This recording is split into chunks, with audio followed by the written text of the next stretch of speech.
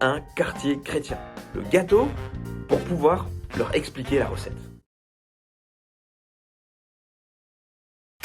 À Paris, vous le savez, il y a le quartier chinois, le quartier turc, le quartier du Marais.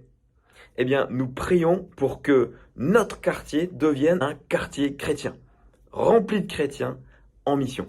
Jésus a dit, à ceux-ci, tous connaîtront que vous êtes mes disciples, à l'amour que vous avez les uns pour les autres.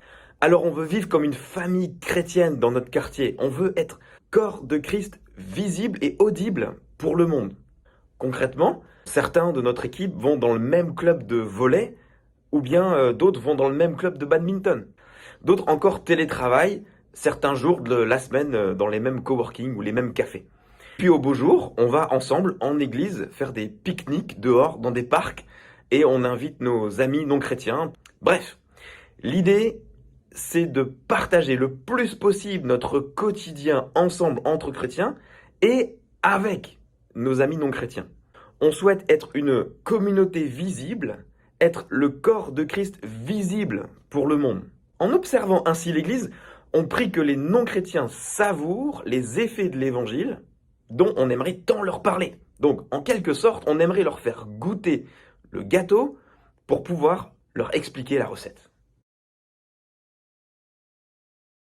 Deux défis que nous avons à relever en ce moment, c'est le local, bien sûr, à Paris en particulier, c'est un gros défi. Et le deuxième défi que nous avons, c'est d'être capable de bien transmettre la plus-value spirituelle d'une vie dans le quartier, très encouragé parce que nous vivons en ce moment à 10, une petite équipe, mais nous avons une personne de l'équipe qui est partie à l'étranger en mission pour 7 mois. Nous avons 2 groupes de croissance, un groupe de jeunes où les jeunes invitent 7 amis non chrétiens. Une préparation baptême, un parcours découverte. Une non chrétienne invite à son tour des voisins à écouter l'évangile.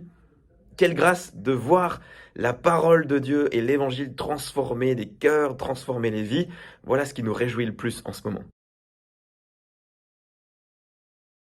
D'implantation d'église a été pleine de défis, mais elle est également une bénédiction spirituelle.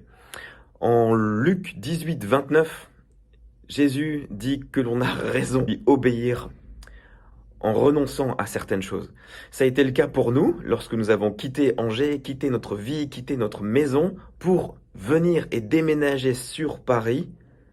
Et cette expérience nous a donné l'opportunité de vivre, d'expérimenter la souveraineté de Dieu qui pourvoit aux besoins de ses enfants, qui donne ce qu'il leur donne et qui débloque des situations de manière providentielle, voire même miraculeuse. Un logement dans Paris en 15 semaines.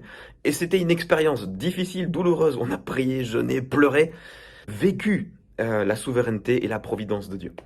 Et puis, ce qui nous encourage, c'est la vie spirituelle de l'église locale. Nous sommes personnellement nourris lorsque nous sortons des temps de culte, de célébration. Ça nous fait un bien fou. Merci Seigneur.